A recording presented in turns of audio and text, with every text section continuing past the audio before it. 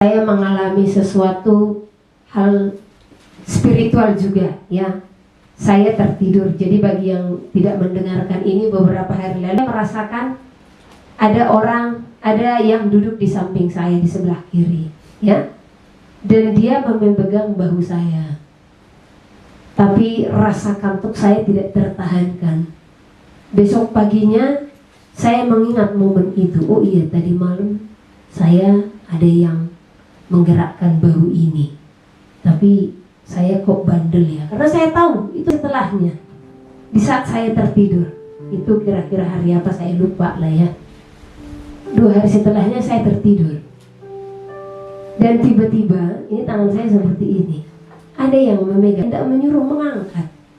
Nah, dan itu nyata saudara, saya tidak bermimpi, ya.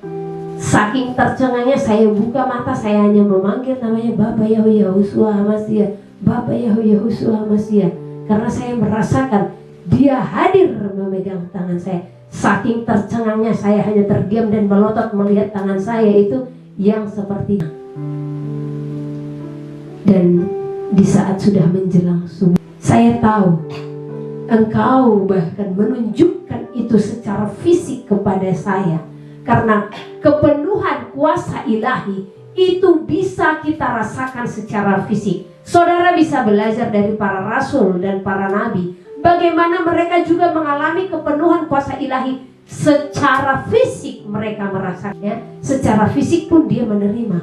Bagaimana dia buta dengan sesuatu hal. Karena saya mengejar sesuatu untuk selesai, karena janji saya kepada kita semua, ya. Karena di seluruh seminar saya katakan kalau dalam 2 bulan, karena ada urusan-urusan banyak hal, ya, yang kurang dalam diri saya, ya.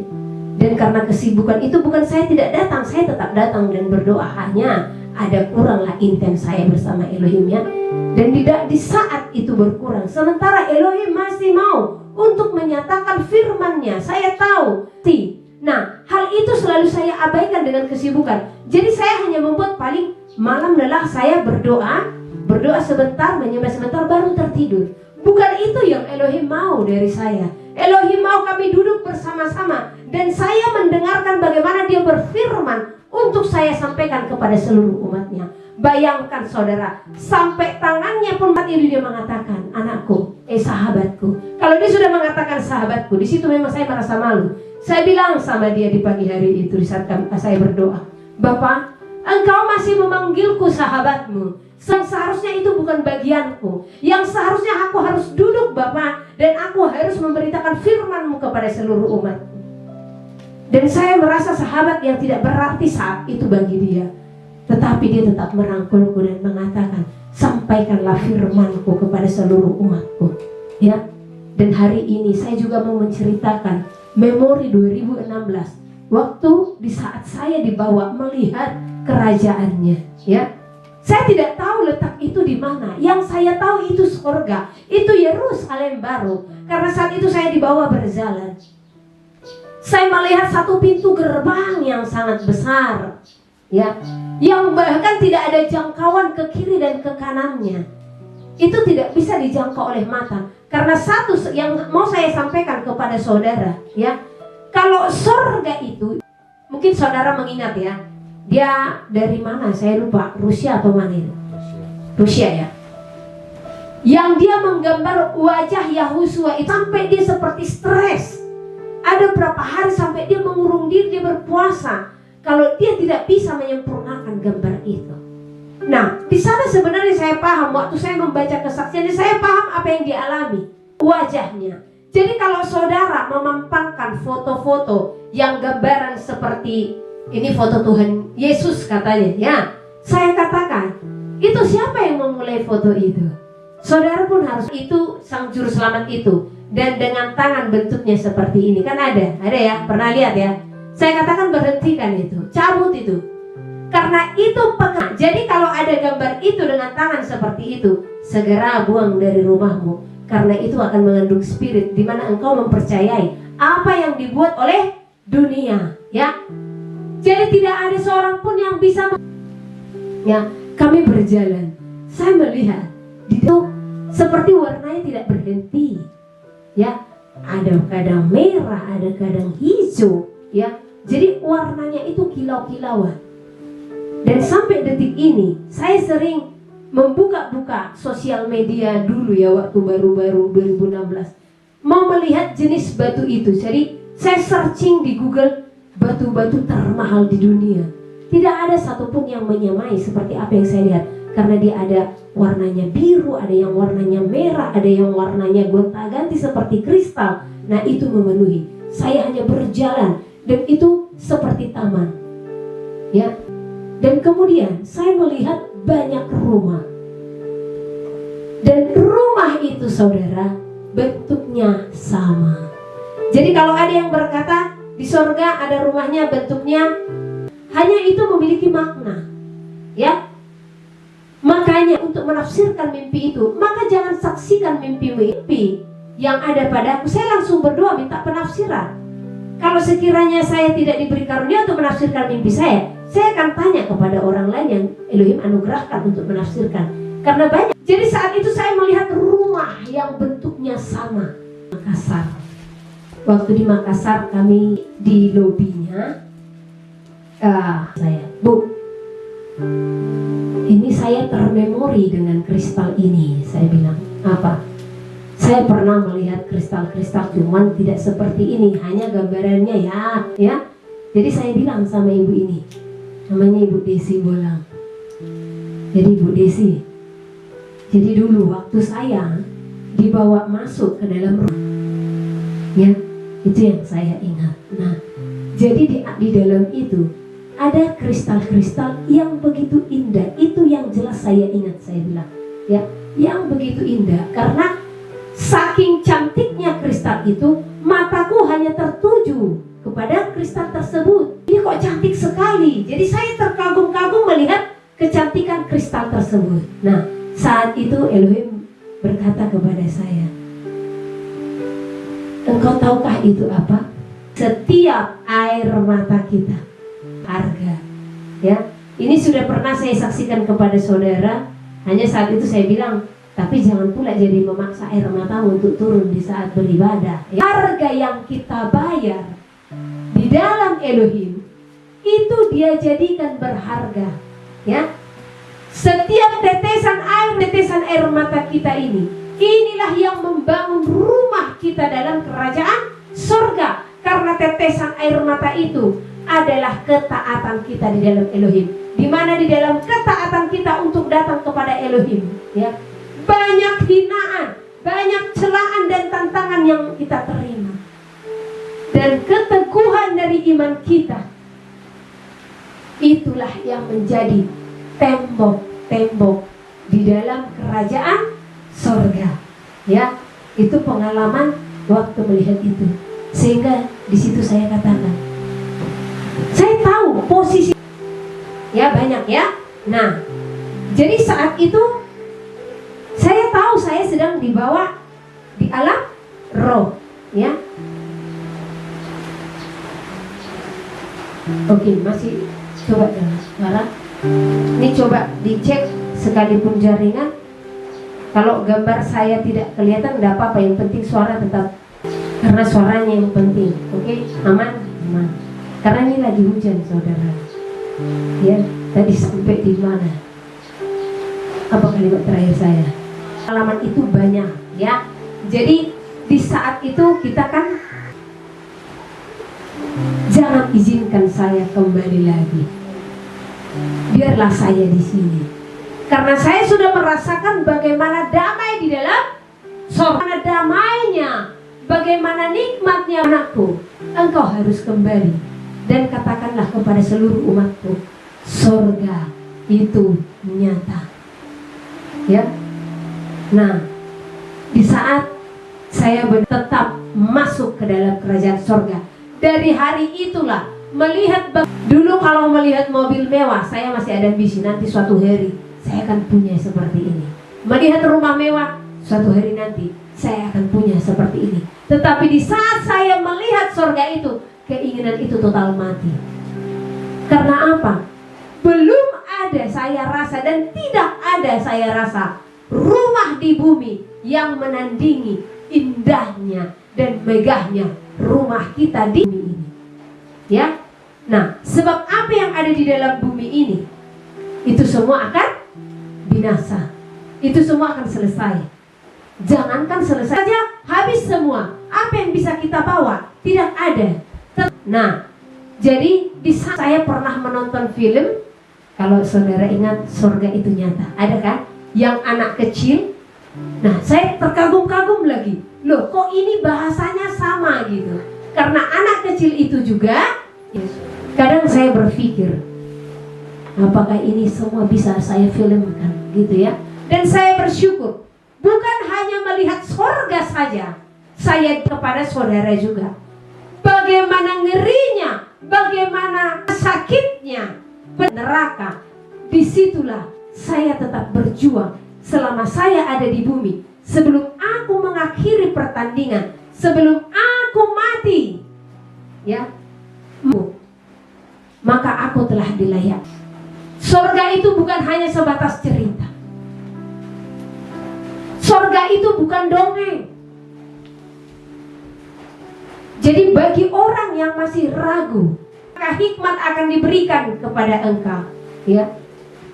Milikilah hubungan yang sungguh-sungguh dengan hati yang tulus, ya, untuk datang kepada Elohim. Kalahkan segala kedaginganmu.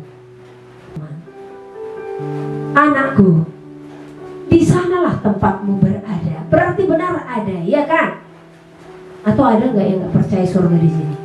Oke, dibaguskan dulu semua. Yang bosan dipatahkan kebosanan, ya. Tetapi seperti yang saya jelaskan kemarin pagi, ya, jangan izinkan pekerjaan iblis itu menyentuhmu. Di saat ngantuk itu sudah ada, jangan izinkan menutup untuk mendengar segala cerita-cerita perkara-perkara sorga.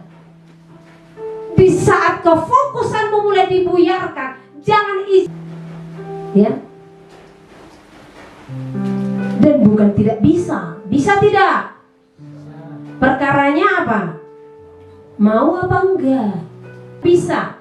Apa ngantuk tidak bisa dilawan? Oh, kecil sekali itu, ya. Janganlah sama dan serupa dengan dunia ini. Saya ingat dulu lagunya siapa itu, lagu dangdut. Daripada sakit hati katanya lebih baik sih. Cara untuk melepaskan apa? Ampuni sesamamu, selesai. Datang bersekutu kepada Elohim. Tamat sudah sakit hati itu. Langsung tuntas dan hancur, itu obatnya. Ya? Jadi jangan masuk surga.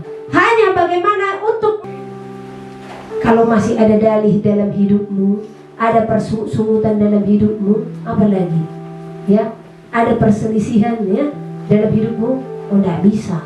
Ya. Berapa sempit itu, Petra? Sempit. Artinya sesak. Kalau jalan menuju neraka, besar enggak? Oh, besar sekali. Karena jalan menuju neraka akan menawarkan segala kenikmatan dunia. Bahkan manusia akan disesatkan dengan apa? Hal-hal yang dilihat baik, ya. Tetapi baik belum tentu benar. Dan memang untuk kebenaran, ya. Tapi itu seolah-olah seperti peraturan di sini. Peraturan di sini. Kalau ada masalah hatinya, jengkel atau itu melatih supaya melawan hatinya, ya.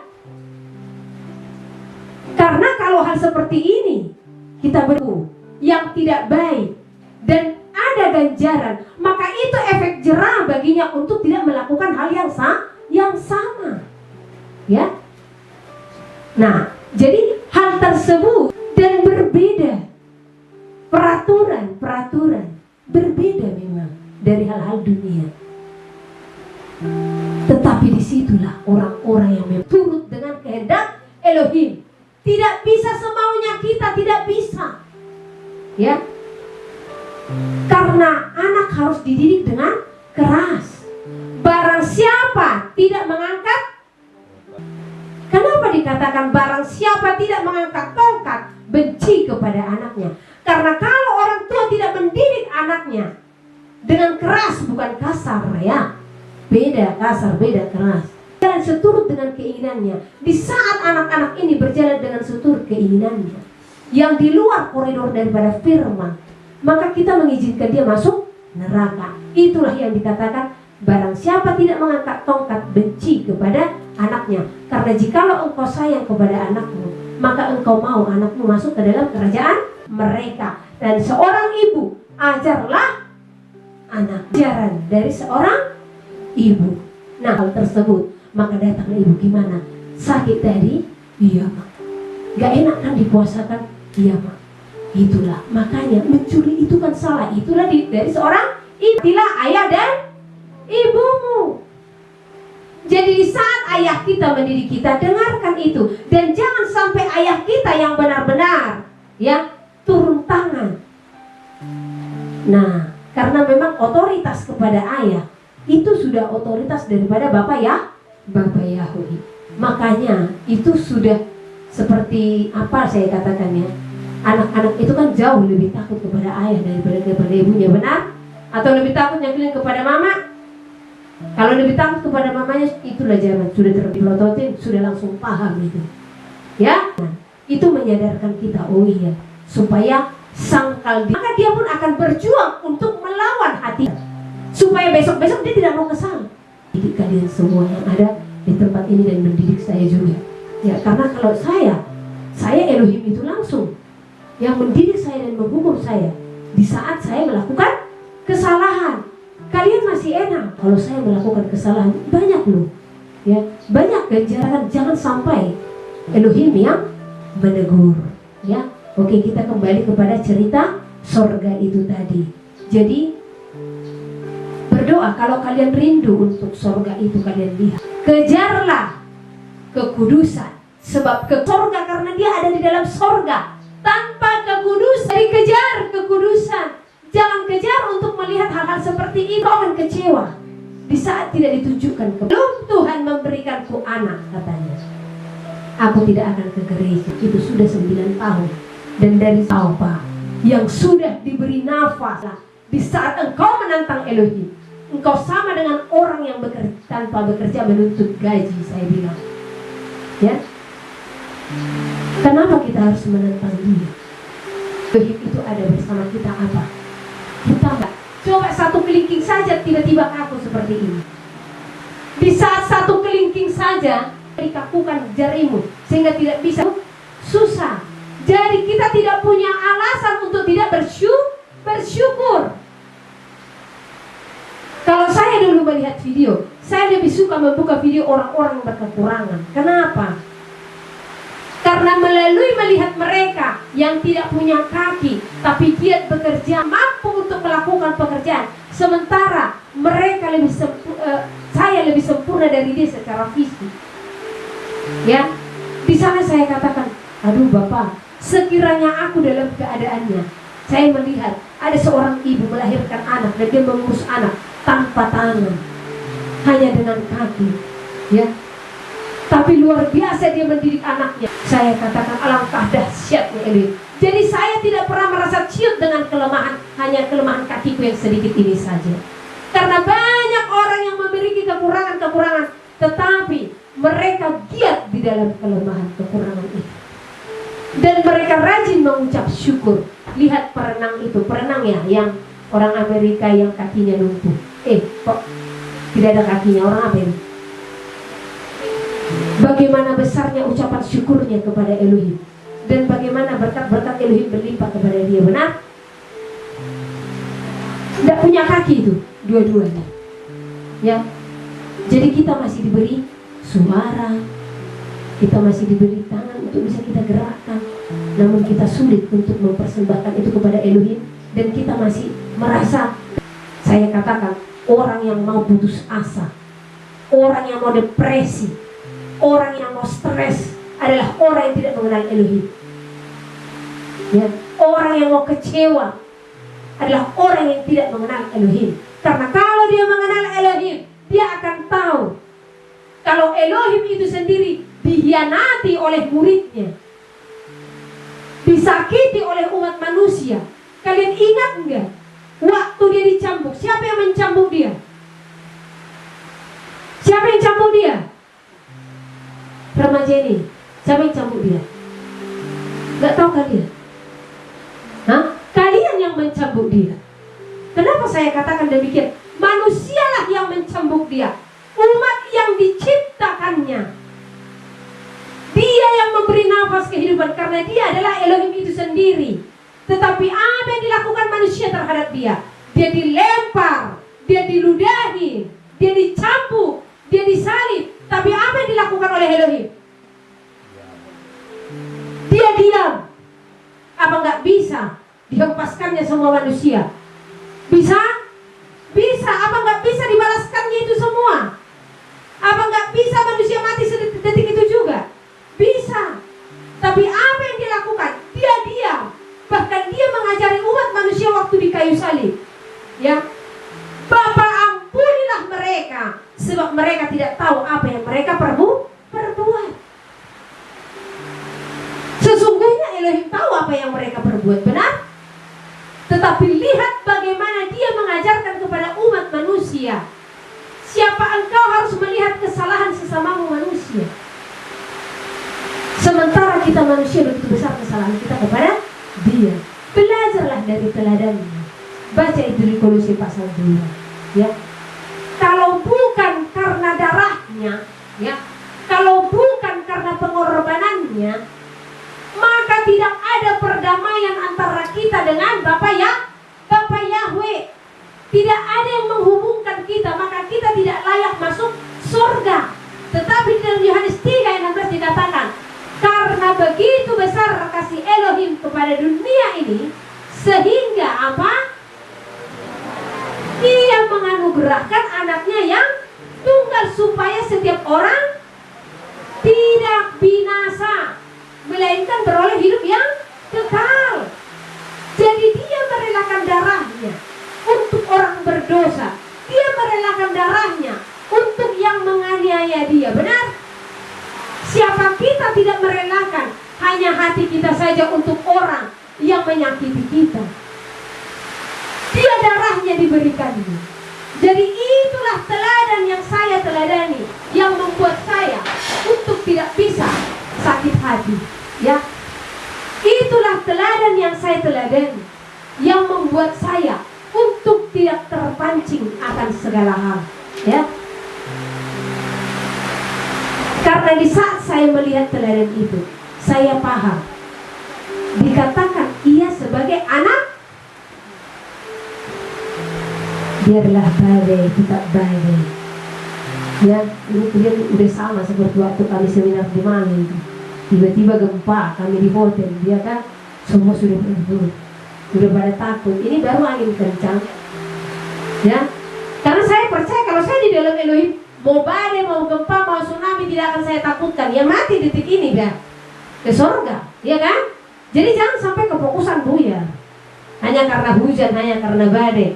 Mau melayang semua sayang kita ini, biarkan saja. Ya, ada kalanya kalau memang itu ujian harus dijalani.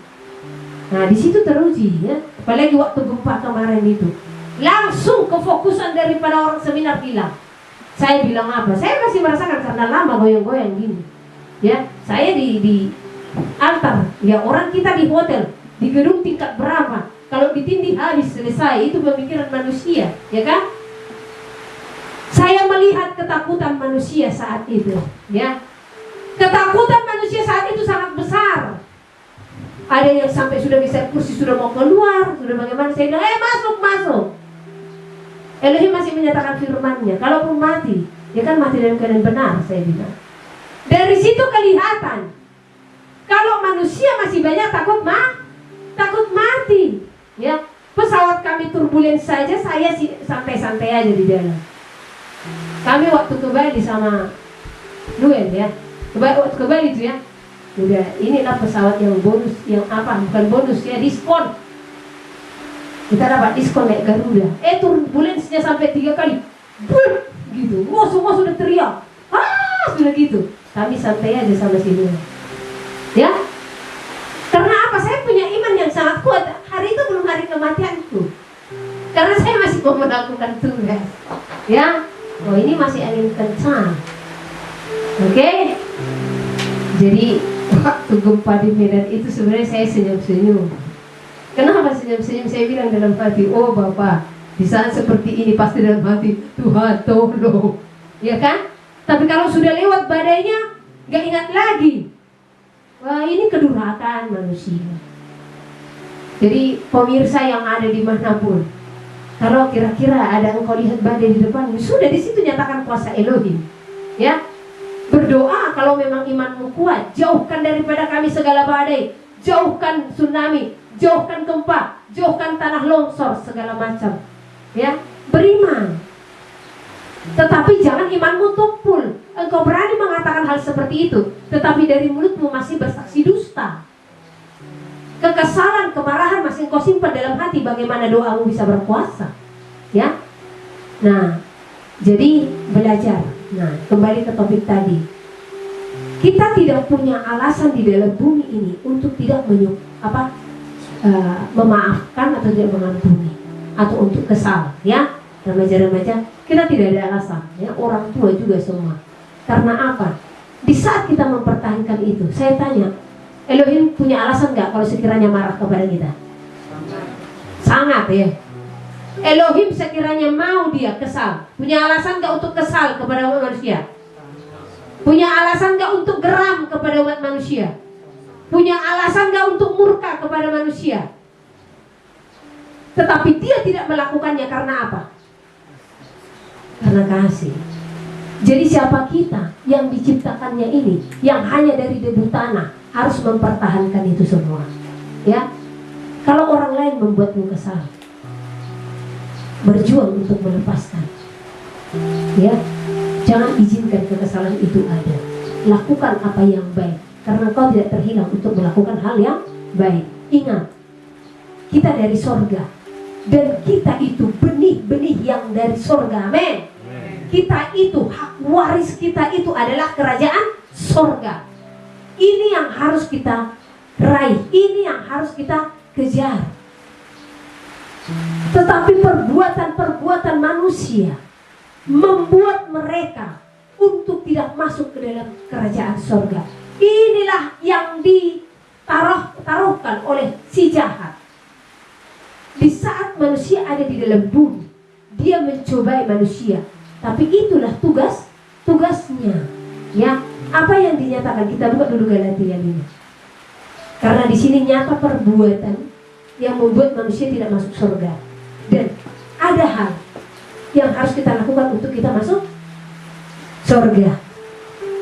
Galatia pasal yang ke-5 ayat 19.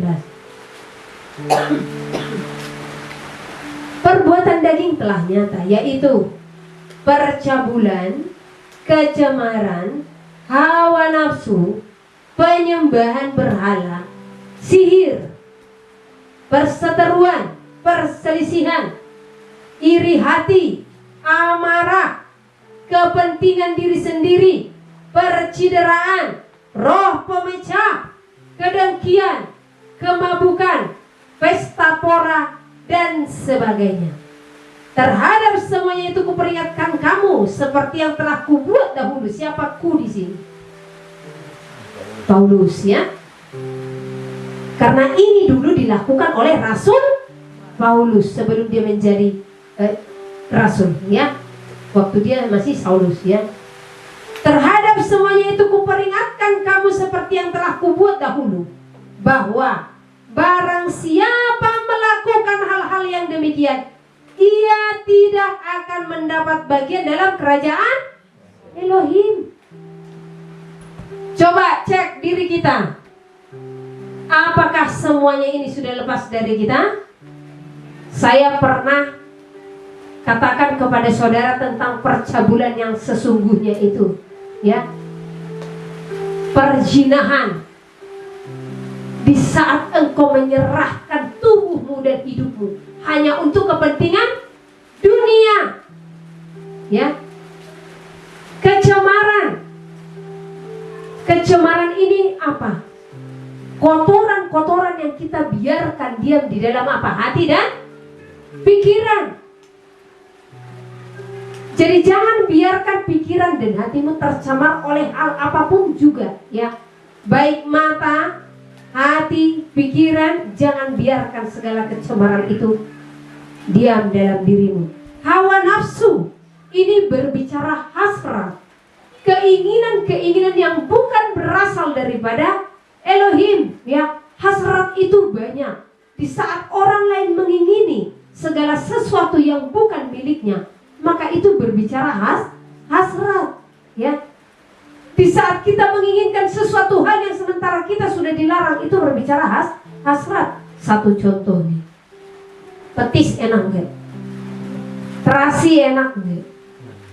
Tapi kita tahu itu sudah salah, benar? Karena tidak sesuai firman. Tetapi wanginya itu begitu menggoda kita. Itulah hawa nafsu, ya. Aduh, enak sekali lah wanginya itu. Apalagi bakminya si Acai, waduh, tergiur sekali ini. Sementara kita sudah tahu kandungan-kandungan di dalamnya sudah tidak tahir, ya. Jadi segala keinginan-keinginan itu adalah hawa nafsu. Itu harus kita lawan. Penyembahan berhala. Yang terbesar penyembahan berhala apa? Apa anak-anak?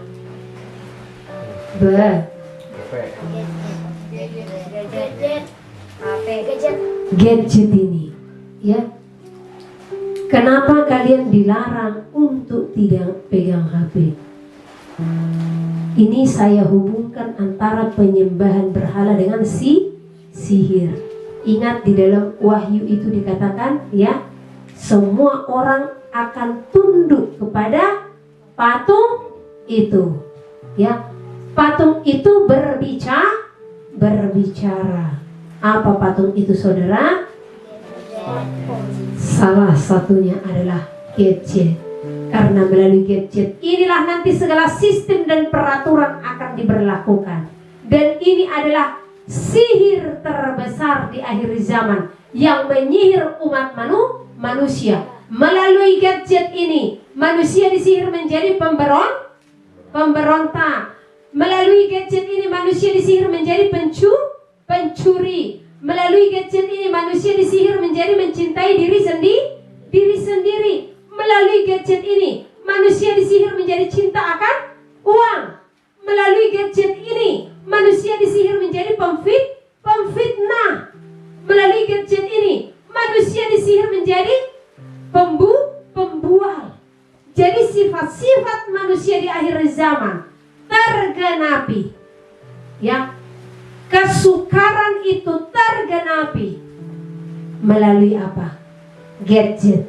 Jadi kalau mau melihat akhir zaman, yang paling nyata itu di saat apa? Kasih semakin dingin, ya. Kasih semakin dingin itu nyata setelah apa? Adanya nyata enggak? Karena orang berkumpul. Dulu kan kalau ada perkumpulan keluarga, ya, nah pasti asik bercengkrama. Sekarang coba berkumpul, pasti handphone yang dipegang. Jadi melalui gadget, sihir di akhir zaman semakin nyata. Makanya nanti kalian berdoa dulu. Saya mau membukakan video iPad God itu. Itu penting. Memang itu agendanya mereka. Agenda Lucifer bagaimana menyesatkan umat manusia. Sebenarnya kalau nonton itu kepalaku sangat sakit, ya. Karena apa? Itu nyata video yang mereka buat. Mereka saja sebenarnya sudah membuat video itu menunjukkan bagaimana mereka menguasai dunia. Tetapi manusia tidak sadar bagaimana gereja-gereja juga dihancurkannya.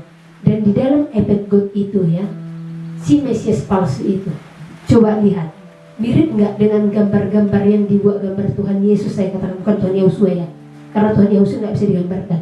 Mirip nggak? Ini bagi pemirsa, ya, perhatikan foto-foto yang ada di rumahmu. Mirip nggak gambar yang di iPad God itu dengan gambar-gambar yang engkau pampang di rumahmu? Sangat mirip. Karena siapa yang membuat itu? Ya mereka. Ya. Nah, jadi dia berjalan, ya, tutup mata dia. Sepanjang perjalanan itu tutup mata dia terus. Tetapi ada saatnya matanya terbuka. Kalau kita lihat video itu menceritakan saja kepala sudah sakit, ya. Nah, makanya terbuka. Artinya kekuasaannya nyata dan semakin nyata, dan dia berkuasa penuh atas dunia. Di saat apa? Bagi pemirsa itu bisa dibuka videonya atau nanti saya bagikan di grup, ya. Itu iPad God. Nah, di seminar kami bukakan itu hanya di beberapa seminar. Ada kalanya karena waktu mepet kami tidak buka. Mata si Mesias palsu itu, si pembinasa keji itu, matanya terbuka di saat apa? Ada gereja runtuh. Jadi iblis berkuasa atas bumi ini karena keruntuhan gereja semakin nyata. Bagaimana gereja tidak runtuh? Ya, manusia mencintai diri sendiri, cinta akan uang, yang namanya mengaku sebagai hamba Tuhan juga, ya. Nah, cinta akan uang, cinta akan gelar, cinta akan jabatan, ya, suka untuk dipuji. Hal-hal seperti ini sudah diam di dalam diri yang mengaku sebagai hamba Tuhan, ya. Bagaimana gereja tidak runtuh? Jemaat-jemaat juga sudah lebih mengagungkan manusia daripada mengagungkan Elohim. Bagaimana gereja tidak runtuh di saat ibadah-ibadah itu tidak mengandung kuasa lagi, tetapi ibadah hanya rutinitas. Lihat, ibadah rutinitas bahkan di zaman para rasul juga sudah ada. Dikatakan mereka sangat giat beribadah, tetapi ibadah yang mereka lakukan tidak mengandung kuasa. Nah, untuk apa datang ke gereja? Untuk apa beribadah? Kalau masih mau menggosip, ya. Apalagi kalau mau berbohong, kalau masih mau berantem. Nah, jadi inilah ibadah yang tidak mengandung kuasa itu. Dan kepada orang-orang seperti inilah sesungguhnya kegeraman Elohim sangat besar. Karena dikatakan, kalau dingin-dingin sekalian, panas-panas sekalian, tetapi jangan suam-suam kuku. Yang suam-suam kuku inilah yang akan dimuntahkan oleh Elohim, ya. Kenapa? Dikatakan dia anak Tuhan, dikatakan dia anak Elohim, ya. Tetapi dia tidak mau memisahkan diri dari dunia, dari hal-hal dunia. Dia berdoa untuk makan, dia berdoa untuk tidur, tetapi masih mau untuk bersaksi dusta tentang sesama. Masih mau menyimpan kemarahan, masih mau menyimpan dendam. Di dalam Matius pasal yang ke-7, coba kita buka ayat 21, dikatakan,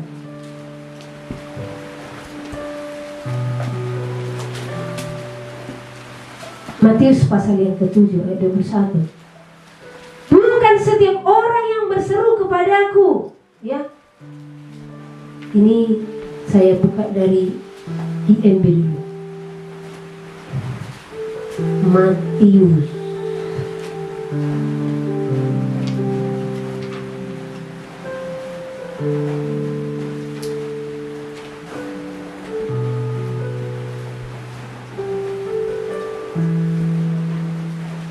sama saja. Oke, saya baca, ya. Saya baca dari LAI dulu. Matius 7 ayat 21.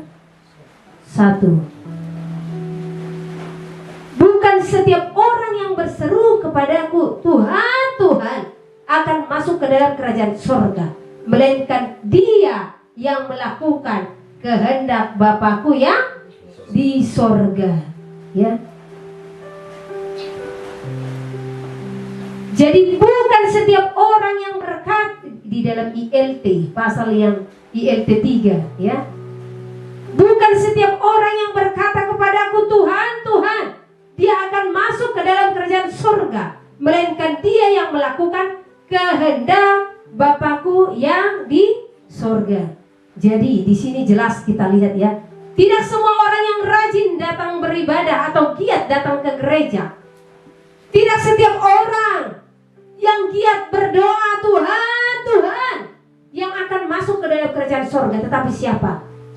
Mereka yang melakukan kehendak Bapa yang di sorga. Apa kehendak Bapa? Untuk saling mengasihi, untuk saling mengampuni, rela berkorban, melayani sesama, mengampuni sesama, taat akan perintah Elohim. Hal-hal inilah yang dikehendakinya untuk kita perbuat. Kalau kita katakan kita aktif dalam pelayanan, tetapi kita tidak melakukan apa yang dikenan oleh Elohim, tidak ada gunanya. Ya, jadi jangan sesaat. Dikatakan Elohim tidak menginginkan dirinya dipermainkan. Ya, jadi nantinya orang-orang yang seperti ini, Elohim pun akan berfirman, ya, orang yang tidak melakukan kehendak Bapa, aku tidak mengenalmu, enyahlah daripadaku, engkau sekalian pembuat kejahatan. Jadi pahami kehendak Bapa. Kita lanjut dari Galatia pasal yang ke-5 tadi. Penyembahan berhala dan sihir, ya. Jadi jelas melalui gadget ini tadi, ya. Karena di dalam iPad itu juga, melalui gadget lah umat manusia, anak-anak, remaja, bahkan orang tua, ya, bahkan gereja-gereja dibinasakan, ya, tanpa kita sadari. Inilah sihir terbesar di akhir zaman. Makanya sudah banyak orang sekarang yang tidak bisa hidup tanpa handphone, ya. Kalau saya katakan lebih bagus handphoneku yang tertinggal daripada Alkitab atau kitab suciku yang tertinggal, ya. Karena apa? Jujur, ya, semakin kesini semakin saya dibuat benci sekali sama benda ini. Kadang aku mau remukkan dia, karena semakin Elohim bukakan kepadaku bagaimana kasih semakin dingin. Itu nyata tergenapi di akhir zaman melalui sihir ini, ya. Orang mencintai dirinya sendiri. Lihat bagaimana bahkan seorang anak, nanti anak-anak ini akan menonton, ya. Saya melihat ada video mamanya lagi makan atau lagi ngapain, ini TV, ini mamanya, handphone ada di sampingnya, datang anaknya baju SMP dari belakang, dia memukul mamanya hingga mamanya jatuh hanya untuk main handphone, dan dia langsung main handphone sementara mamanya sudah tergeletak. Itulah spirit yang sesungguhnya ada dari gadget. Makanya kami usahakan kalian untuk tidak menyentuhnya, ya. Makanya kemarin saya kecewa di saat saya melihat Siagata, karena saya tahu game itu ciptaan siapa? Lucifer, untuk memisahkan kaum muda daripada Elohim. Karena jelas game itu diciptakan Lucifer, karena Lucifer mau manusia duduk diam di dalam apa yang dia buat. Lucifer mau supaya manusia itu lupa akan Elohim, karena terbukti dia menang dalam hal itu. Tetapi saya mau dari hari ini katakan Lucifer kalah dalam hari itu. Amin, kata, ya. Jangan biarkan Lucifer membuatmu lebih mencintai game. Engkau sanggup, ya, anak-anak muda sanggup untuk bermain game 1 jam, 2 jam, tetapi duduk diam dalam hadirat tidak sanggup, barang hanya 15 menit saja. Itulah pembinasaan yang dilakukan oleh Lucifer tanpa kita sadari. Dia tertawa, dia mengejek yang maha kudus. Kau lihat ciptaanmu, mereka terlena dengan buatanku yang menyesatkan mereka. Itulah sebenarnya bahasa ejekan yang dibuat oleh Lucifer, ya, untuk menghina Elohim. Ya Yohan, ya, itu alasannya kenapa kami memisahkan kalian, ya. Sudah berapa tahun, ya, anak-anak sudah terpisah, ya. Tidak pegang handphone sama sekali. Jadi jangan ada penyimpangan di balik ini lagi. Jangan. Itulah jahatnya spirit ini. Sedangkan lagu saja ada spirit. Coba ingat, spirit lagu rock itu membuat apa? Bunuh diri. Film-film drakor itu spirit membuat apa? Anak-anak seperti selfish, seperti merasa tidak ada yang peduli, sehingga banyak anak yang depresi. Itulah kalau cinta dengan drama-drama Korea. Jadi kami pelajari semua ini. Jadi itu berbicara spirit, gelombang itu yang orang kalau tidak kuat di alam spiritual tidak akan paham, ya. Nah, dan itu yang kami mau bawa saudara untuk memahami bagaimana iblis bekerja sangat keras. Kalian tahu kenapa? Kalian tahu kenapa iblis itu bekerja sangat keras, Uli? Hah? Karena harinya sudah dekat. Iblis tahu kalau harinya dia untuk dimasukkan kepada kebinasaan kekal itu sudah dekat. Ya, makanya dia bekerja sangat giat. Saya tidak mau si Jonathan masuk surga, katanya. Jadi kubuat dulu dia supaya lari dari jendela, ya, dan makan beserta si Thunder. Ya, itu kebodohan namanya kalau sempat terjadi seperti itu, ya kan Jonathan? Ya, saya tidak mau kalau si Joshua masuk surga, kubuat dulu supaya otaknya licik, katanya. Saya tidak mau supaya si Nikita masuk surga, kubuat dulu dia orang yang suka stres. Dia bisa menjadikan hal-hal negatif kepada manusia. Tetapi disitulah kita yang sudah diberikan pemikiran positif untuk melawan, hei iblis, engkau tidak berkuasa menguasai hatiku, karena tubuhku milik Amasya. Sepakat? Berjuang. Di saat aku disakiti oleh orang lain, ya, apa yang aku lakukan?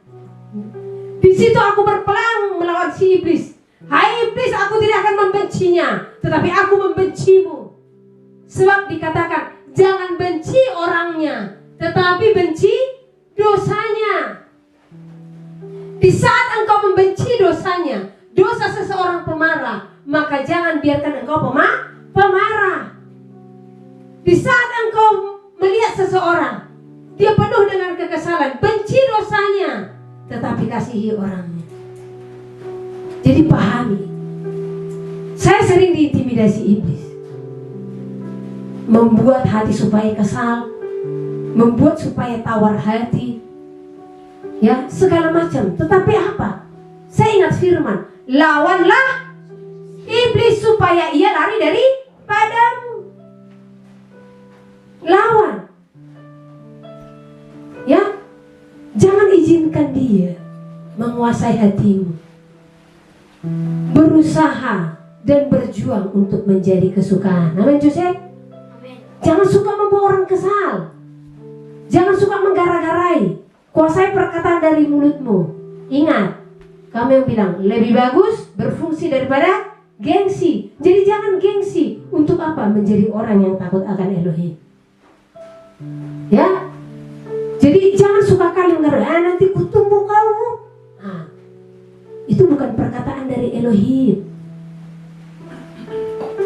Jadi harus belajar untuk menguasai segala perkataan.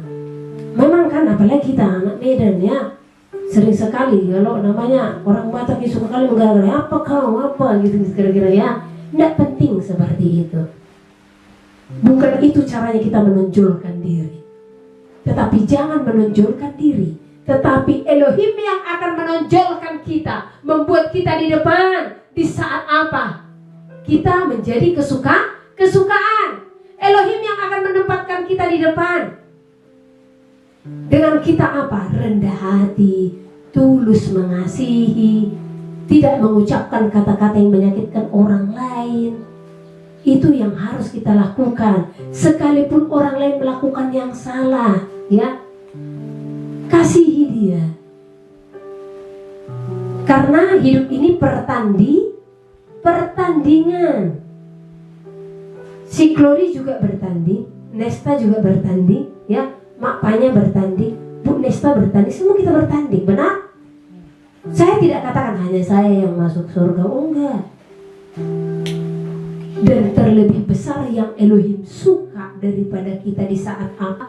Bawa Pak Esron Bapak untuk lebih mengenal pribadimu supaya kami sama-sama masuk surga. Bawa Bu Norma Bapak supaya lebih memuliakan namamu. Itulah kasih saudara. Kita tidak menginginkan kebinasaan sesama, tetapi kita menginginkan keselamatan sesama manusia. Ya, jadi kalau kawanmu salah, tegur kesalahannya. Nggak bisa lah kita seperti ini. Ya, kita harus menyadarkan sesama kita. Ya Yosua. Nah, kita sadarkan sesama kita untuk apa? Supaya kita tidak tersandung. Jangan nanti Elohim berfirman, Uli, tanggal sekian bulan sekian, ya Bapak, engkau bertemu dengan sifanya, ya. Dan saat itu engkau melihat sifanya itu sedang melakukan kesalahan, dia menggosip, ya Bapak. Tetapi engkau tidak menegur kesalahannya, ya nanti tersinggung. Bukankah aku berfirman, kata Elohim, ini ilustrasi ya. Jikalau hari ini aku berfirman seseorang mati, maka ia akan mati dalam dosanya. Tetapi engkau tidak menegur dia akan kesalahannya, sehingga ia mati dalam dosa-dosanya, dalam kesalahannya.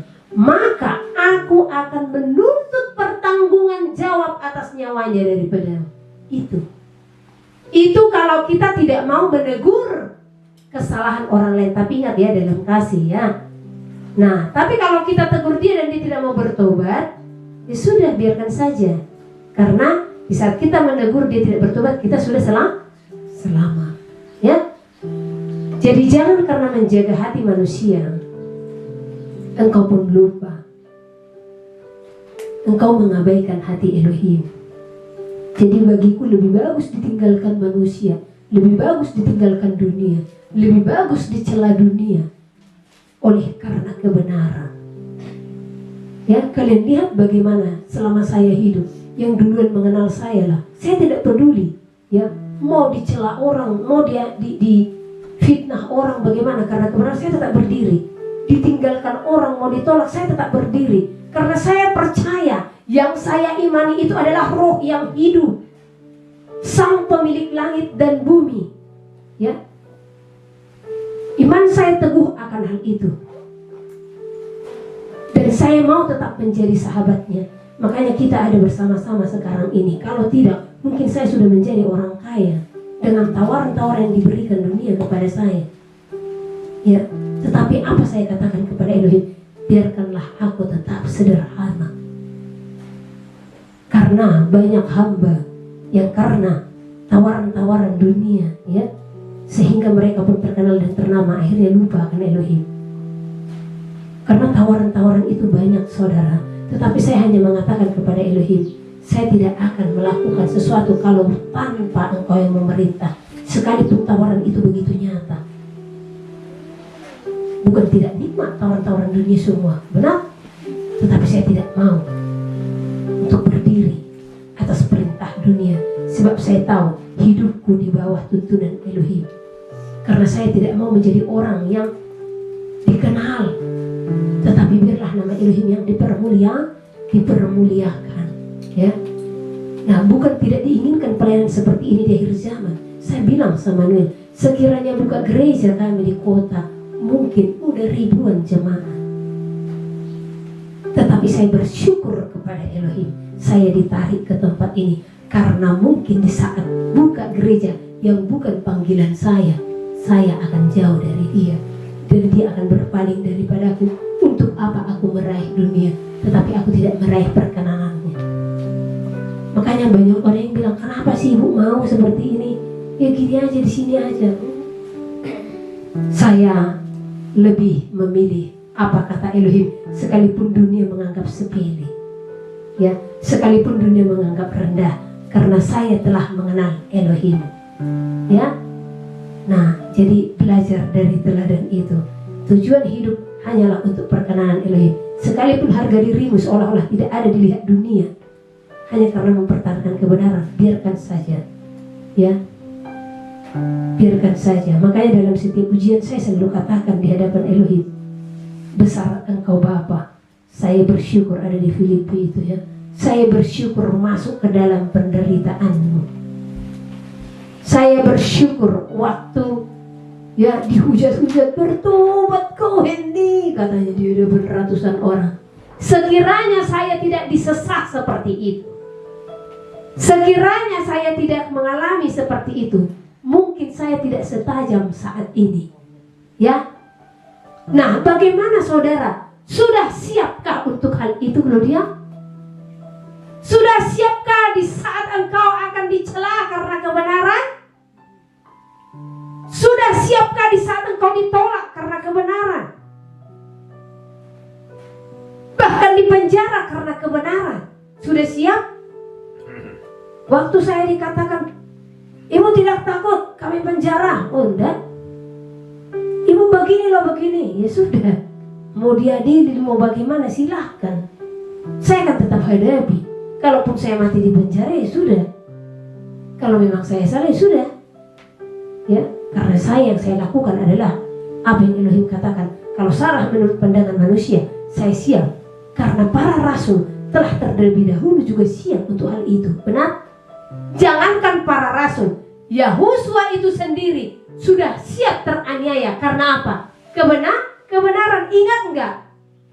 Di saat kita baca kitab suci, kenapa dia dianiaya?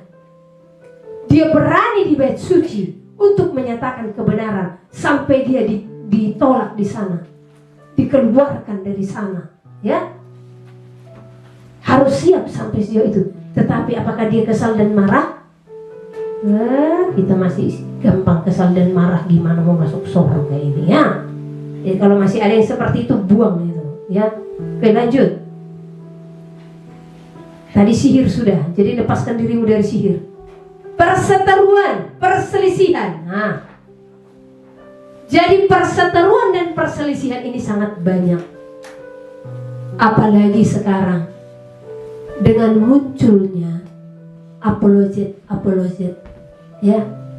Kembali lagi saya siarkan kepada saudara-saudara yang engkau menyatakan diri sebagai apologet ya. Di sini saya hanya menyampaikan pesan ya yang diberikan kepada Elohim, dari Elohim. Elohim mau, kalaupun engkau benar di dalam segala pemikiranmu dan di dalam pemahamanmu akan kekristenan, tunjukkan itu tanpa perdebatan dan tanpa perselisihan. Karena Elohim tidak suka di saat engkau mempertahankan segala pengetahuan akan kekristenan, namun engkau menjatuhkan sesamamu manusia. Jadi saran saya kembali kepada para murtadin, kepada para apologet. Saran terbesar dari saya, kenali kekristenan yang sesungguhnya mengajarkan kasih. Elohim tidak menginginkan perselisihan, jelas firman. Elohim tidak menginginkan perseteruan. Jangan engkau merasa di saat pemahamanmu besar akan kekristenan sehingga engkau jadikan itu satu kesombongan untuk merendahkan sesamamu manusia. Maka di sana tanpa engkau sadari tidak ada artinya itu bagimu. Sebab kalau mati dengan keadaan seperti itu, engkau bisa mengetahui kemana engkau akan berada. Jadi saran saya, tetap hidup di dalam kekudusan akan firman. Kalau kebenaran yang ada padamu, tunjukkan tanpa merendahkan. Karena saya melihat beberapa, memang tidak semua ya, banyak apologet yang akhirnya nada bicaranya pun seperti berantem. Emang kamu siapa? Jadi Anda, pakai kata-kata seperti itu jadinya. Coba kalian berpikir, sayang sekali kalian mengatasnamakan Tuhan Yahushua. Sayang sekali kalian mengatasnamakan kekristenan. Ya, tanpa kalian sadari, kalian melupakan keselamatan kalian. Yang perlu kalian pahami adalah kenal pribadinya dan kenali sorga. Bagaimana untuk memasukinya? Apakah cukup dengan ilmu yang engkau dapatkan di dalam teologi yang engkau pelajari? Kalau engkau tidak melakukan kehendaknya, yaitu kasih, pengampunan, pengorbanan, taat dan melayani, percuma. Jadi jangan engkau bangga di saat hebat dilihat oleh dunia ini. Banyak yang mengajukan saya untuk muncul sebagai apologet. Tetapi apa? Elohim tidak berkenan saya berdiri. Ya, Elohim tidak berkenan saya terlibat akan hal itu. Karena bahkan tanpa disadari hal itu banyak yang jadinya mempermalukan kekristenan, sehingga nama Elohim pun dihujat. Ya, jadi ajarkan kekristenan itu, tunjukkan kalau kekristenan adalah kasih. Amsal pasal 29. Siapa bersih tegang leher, walaupun telah mendapat teguran, akan sekonyong-konyong diremukkan tanpa dapat dipulihkan lagi. Jika orang benar bertambah, bersukacitalah rakyat. Tetapi jika orang fasik memerintah, berkeluh kesahlah rakyat. Orang yang mencintai hikmat, menggembirakan ayahnya. Tetapi siapa yang bergaul dengan pelacur, memboroskan harta. Dengan keadilan, seorang raja menegakkan negerinya. Tetapi orang yang memungut banyak pajak, meruntuhkannya. Orang yang menjilat sesamanya, membentangkan jerat di depan kakinya. Orang yang jahat terjerat oleh pelanggarannya. Tetapi orang benar akan bersorak dan bersukacita. Orang benar mengetahui hak orang lemah. Tetapi orang fasik tidak mengertinya. Pencemooh mengacaukan kota, tetapi orang bijak meredakan amarah. Jika orang bijak berperkara dengan orang bodoh ini mengamuk dan tertawa, sehingga tak ada ketenangan. Orang yang haus akan darah membenci orang saleh, tetapi orang yang jujur mencari keselamatannya. Orang bebal melampiaskan seluruh amarahnya, tetapi orang bijak akhirnya meredakannya. Kalau pemerintah memperhatikan kebohongan, semua pegawainya menjadi fasik. Si miskin dan si penindas bertemu, dan Tuhan membuat mata kedua orang itu bersinar. Raja yang menghakimi orang lemah dengan adil, tahtanya tetap kokoh untuk selama-lamanya. Tongkat dan teguran mendatangkan hikmat, tetapi anak yang dibiarkan mempermalukan ibunya. Jika orang fasik bertambah, bertambahlah pula pelanggaran. Tetapi orang benar akan melihat keruntuhan mereka. Didiklah anakmu, maka ia akan memberikan ketentraman kepadamu dan mendatangkan sukacita kepadamu. Bila tidak ada wahyu, menjadi liarlah rakyat. Berbagailah orang yang berpegang pada hukum. Dengan kata-kata saja seorang hamba tidak dapat diajari, sebab walaupun ia mengerti, namun ia tidak mengindahkannya. Kau lihat orang yang cepat dengan kata-katanya. Harapan lebih banyak bagi orang bebal daripada bagi orang itu. Siapa memanjakan hambanya sejak muda, akhirnya menjadikan dia keras kepala. Si pemarah menimbulkan pertengkaran, dan orang yang lekas gusar banyak pelanggarannya. Keangkuhan merendahkan orang, tetapi orang yang rendah hati menerima pujian. Siapa menerima bagian dari pencuri, membenci dirinya. Didengarnya kutuk, tetapi tidak diberitahukannya. Takut kepada orang mendatangkan jerat, tetapi siapa percaya kepada Tuhan, dilindungi. Banyak orang mencari muka pada pemerintah, tetapi dari Tuhan orang menerima keadilan. Orang bodoh adalah kekejian bagi orang benar. Orang yang jujur jalannya adalah kekejian bagi orang fasik. Amsal pasal 30. Perkataan-perkataan Agur bin Yake. Perkataan Agur bin Yake dari Masa. Tutur kata orang itu, aku berlelah-lelah ya Allah, aku berlelah-lelah sampai habis tenagaku, sebab aku ini lebih bodoh daripada orang lain. Pengertian manusia tidak ada padaku, juga tidak kupelajari hikmat, sehingga tidak dapat kukenal yang Maha Kudus. Siapakah yang naik ke surga lalu turun? Siapakah yang telah mengumpulkan angin dalam genggamnya? Siapakah yang telah membungkus air dengan kain? Siapakah yang telah menetapkan segala ujung bumi? Siapa namanya dan siapa nama anaknya? Engkau tentu tahu. Semua firman Allah adalah murni. Ia adalah perisai bagi orang-orang yang berlindung padanya. Jangan menambahi firman-Nya, supaya engkau tidak ditegurnya dan dianggap pendusta. Dua hal aku mohon kepadamu, jangan itu kau tolak sebelum aku mati, yakni Jauhkanlah daripadaku kecurangan dan kebohongan. Jangan berikan kepadaku kemiskinan atau kekayaan. Biarkanlah aku menikmati makanan yang menjadi bagianku, supaya kalau aku kenyang, aku tidak menyangkalmu dan berkata, siapa Tuhan itu? Atau kalau aku miskin, aku mencuri dan mencemarkan nama Allahku. Jangan mencerca seorang hamba pada tuannya, supaya jangan ia mengutuki engkau, dan engkau harus menanggung kesalahan itu. Ada keturunan yang mengutuki ayahnya dan tidak memberkati ibunya. Ada keturunan yang menganggap dirinya tahir, tetapi belum dibasuh dari kotorannya sendiri. Ada keturunan yang berpandangan angkuh, yang terangkat kelopak matanya. Ada keturunan yang giginya adalah pedang, yang gigi geliginya adalah pisau, untuk memakan habis dari bumi orang-orang yang tertindas, orang-orang yang miskin di antara manusia. Si lintah mempunyai 2 anak perempuan, untukku dan untukku. Ada 3 hal yang tak akan kenyang, ada 4 hal yang tak pernah berkata cukup. Dunia orang mati dan rahim yang mandul, dan bumi yang tidak pernah puas dengan air, dan api yang tidak pernah berkata cukup. Mata yang mengolok-olok ayah dan enggan mendengarkan ibu akan dipatuk gagak lembah dan dimakan anak Raja Wali. Ada 3 hal yang mengherankan aku, bahkan ada 4 hal yang tidak ku mengerti. Jalan Raja Wali di udara, jalan ular di atas cadas, jalan kapal di tengah-tengah laut, dan jalan seorang laki-laki dengan seorang gadis. Inilah jalan perempuan yang berzina. Ia makan, lalu menyeka mulutnya dan berkata, aku tidak berbuat jahat. Karena 3 hal bumi gemetar, bahkan karena 4 hal ia tidak dapat tahan. Karena seorang hamba, kalau ia menjadi raja. Karena seorang bebal, kalau ia kekenyangan makan. Karena seorang wanita yang tidak disukai orang, kalau ia mendapat suami. Dan karena seorang hamba perempuan, kalau ia mendesak kedudukan nyonyanya. Ada 4 binatang yang terkecil di bumi, tetapi yang sangat cekatan.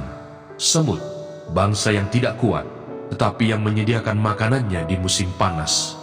Pelanduk, bangsa yang lemah, tetapi yang membuat rumahnya di bukit batu. Belalang, yang tidak mempunyai raja, namun semuanya berbaris dengan teratur. Cicak yang dapat kau tangkap dengan tangan, tetapi yang juga ada di istana-istana raja. Ada 3 binatang yang gagah langkahnya, bahkan 4 hal yang gagah jalannya, yakni singa yang terkuat di antara binatang, yang tidak mundur terhadap apapun, ayam jantan yang angkuh atau kambing jantan, dan seorang raja yang berjalan di depan rakyatnya. Bila engkau menyombongkan diri, tanpa atau dengan berpikir, tekapkanlah tangan pada mulut, sebab kalau susu ditekan, mentega dihasilkan, dan kalau hidung ditekan, darah keluar, dan kalau kemarahan ditekan, pertengkaran timbul.